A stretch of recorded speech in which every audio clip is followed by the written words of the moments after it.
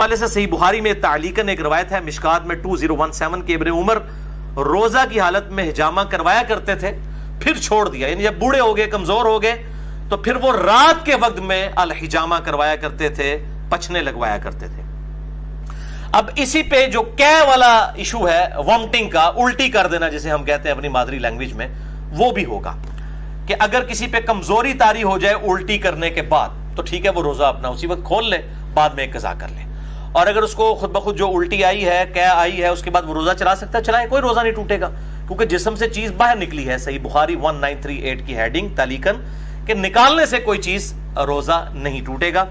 کہہ کا مسئلہ جو ہے جامعہ ترمذی، سنن ابی داؤد اور مشکات میں 2008 ہے کہ نبی صلی اللہ علیہ وسلم کو ایک دفعہ کہہ آئی تو آپ نے روزہ افطار کر لیا، یعنی کھول لیا۔